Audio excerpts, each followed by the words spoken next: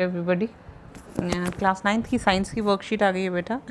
Science की worksheet है 25th worksheet है, 31 अगस्त 2020 है। हम ये वर्कशीट इंग्लिश और हिंदी दोनों मीडियम्स में करने वाले हैं।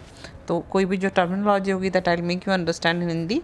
बाकी जो चीज़ें सेम होती हैं आपको पता ही है। माइटोकॉन्ड्रिया और वैक्यूल्स हम पढ़ने वाले हैं। माइटोकॉन्ड्रिया तो माइटोकॉन्ड्रिया ही होता है, वैक्यूल्स को हिंदी में बोलते हैं रसदानी। बाकी दोनों चीज़ें सेम हैं। हम लोग क्यों पढ़ रहे थे ये? क्योंकि हम लोगों ने शुरू किया था कोशिकांग। कोशिका के अलग अलग अंगों के बारे में हम लोग पढ़ रहे थे। कोशिका को विभिन्न जैविक प्रक्रियाएं करने के लिए ऊर्जा कहाँ से और कैसे प्राप्त होती है, ये पूछता है ज्ञान। जिज्ञासा दीदी थे। ज्ञान यह काम कोई भी एक कोशिका अंगक द्वारा होता है, जिसे माइटोकॉन्ड्रिया कहते हैं। कहाँ पर होता है एनर्जी प्रोवाइड, ऊर्जा का काम? माइटोकॉन्ड्रिया में ये काम किया जाता है। माइटोकॉन्ड्रिया में कैसे किया जाता है ये देखिए। This work is performed by a cell organelle called known as mitochondria. इसको powerhouse of the cell भी कहते हैं, क्योंकि यहाँ पर पावर बनती है।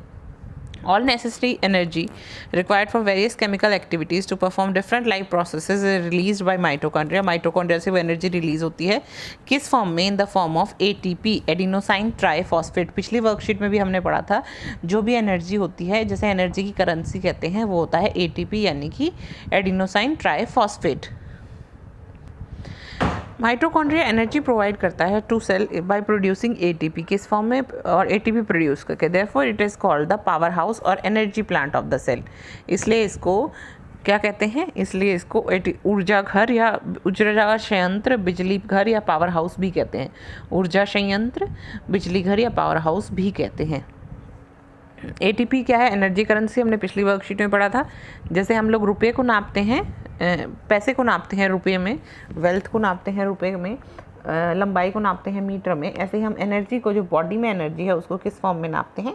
ATP की फॉर्म में। ATP माइटोकॉन्ड्रिया में एक प्रोसेस द्वारा होता है जिसको कहते हैं रेस्पिरेशन। क्या कहते हैं? रेस्पिरेशन। यानी भोजन को ऑक्सीजन की मदद से तोड़ा जाता है ताकि उसमें से एनर्जी निकल सके और भोजन, शरीर को एनर्जी प्राप्त हो सके।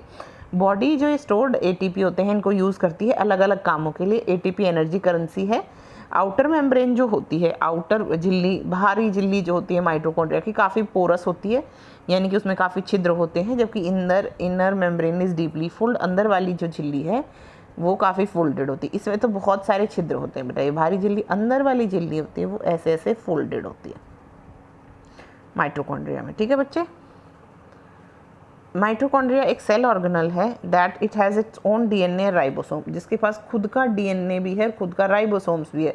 इसलिए ये अपने प्रोटीन खुद ही बना सकता है। इसलिए ये अपने प्रोटीन खुद बना लेता है। What is the importance of vacuoles? रसधानियों का क्या वो होता है काम वैक्यूल में?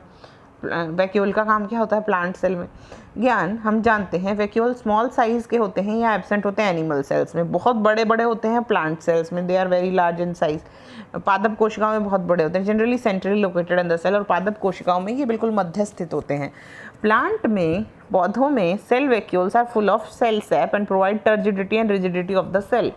क्या करते हैं? प्लांट सेल्स में जो सेल वैक्यूल्स होते हैं, रसधानियाँ होती हैं, इनमें कोई ना कोई रस भरा होता है और ये सख्त रखते हैं, सेल को पकड़कर मोटा करके रखते हैं। कुछ सब्सटेंसेस जैसे कि amino acids, organic acids, protein, sugar इस तरह स्टोर होते हैं कि इनकी लाइफ जो है इनकी जो स्टोर्ड होती हैं जो चीज़ें, जैसे कि ऑर्गेनिक एसिड इन्होंने स्टोर किए किसमें? वैक्यूल्स में। रसधानियों में प्रोटीन स्टोर कर रखे हैं, कोई शुगर स्टोर करके रखे हैं, यानी कार्बोहाइड्रेट स्टोर करके रखे हैं। ये जो सब चीज़ें होती हैं ये प्लांट सेल की लाइफ में बहुत इंपॉर्टेंट होती हैं। सेल मेम्ब्रेन जो होती है वैक्यूल्स की, यानी वैक्यूल्स के ऑर्गन की जो बाहर वाली सतह है, इसको कहते हैं टोनोप्लास्ट। क्या कहते हैं? टोनोप्लास्ट। हिंदी में इसको कहते हैं, हिंदी में बच्चा इसको कहते हैं, रसधानी की झिल्ली को हिंदी में क्या कहते हैं? टोनोप्लास्ट ही लिखा है बेटा। रसधानी की झिल्ली को टोनोप्लास्ट कहते हैं। रसधानी के द्रव्य को कोशिका द्रव्य से अलग रखती है, यानी कि ये सेपरेट करके रखती है। जो सेल का साइटोप्लाज्म है उसको अलग रखती है, और जो इसके अंदर का प्लाज्मा है या सैप है उसको अलग रखती है। एक कोशिका जीवों में अपशिष्ट पदार्थों और जल को बाहर निकालने के लिए महत्वपूर्ण भूमिका निभाती है। जो सिंगल सेल्ड ऑर्गेनल्स होते हैं, जो जिनमें सिर्फ एक कोशिका होती है, उन जीवों में वैक्यूल का एक और काम होता है, जो अपशिष्ट पदार्थ है उनको बाहर निकालना, और जो अतिरिक्त जल अगर है, पानी अगर इकट्ठा ज़्यादा हो जाए किसी सेल के अंदर, कोशिका के अंदर, तो उसको बाहर निकालना। माइटोकॉन्ड्रिया को कोशिका का बिजली घर क्यों कहते हैं? देखिए यहाँ पर लिखा है, इसको आप लिख सकते हैं माइटोकॉन्ड्रिया एटीपी उत्पादन कर कोशिका को ऊर्जा प्रदान करता है, इसलिए इसको कोशिका का बिजली घर भी कहते हैं। ये लाइनें आप लिख देंगे, ठीक है। चलिए इंग्लिश वर्कशीट में देखते हैं। इंग्लिश वर्कशीट का भी पहला क्वेश्चन ये है कि mitochondria why it is called the powerhouse of the cell. यहाँ पर लिखते हैं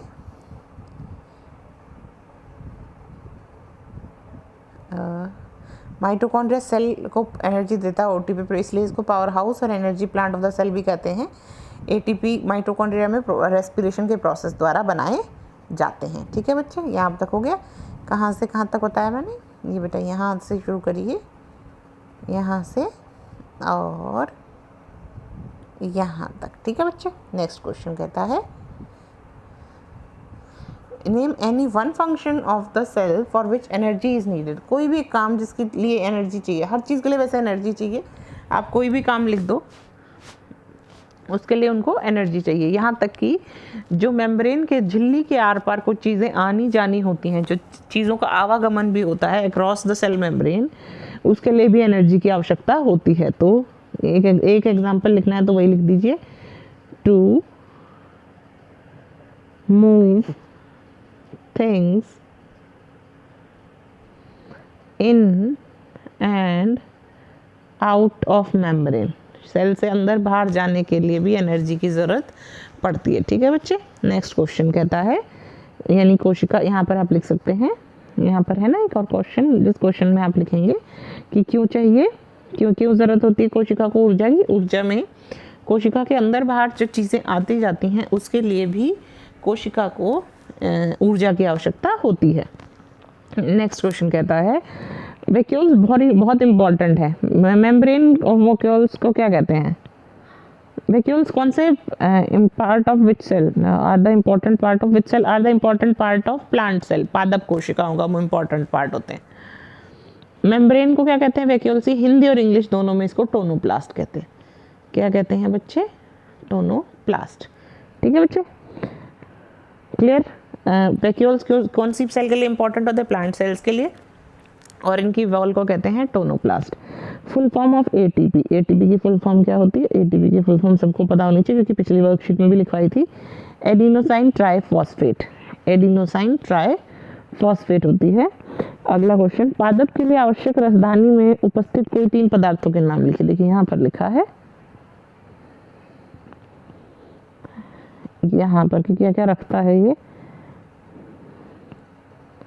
amino acids, organic acids, protein, sugar इसमें स्टोर होते हैं, important for the life of the plant cell, ठीक है बच्चे। ये आप लिख सकते हैं, कोई दिक्कत नहीं समझने में। अगर कोई डाउट हो तो पूछिएगा। मिलते हैं अगली वर्कशीट में। बाय बच्चों।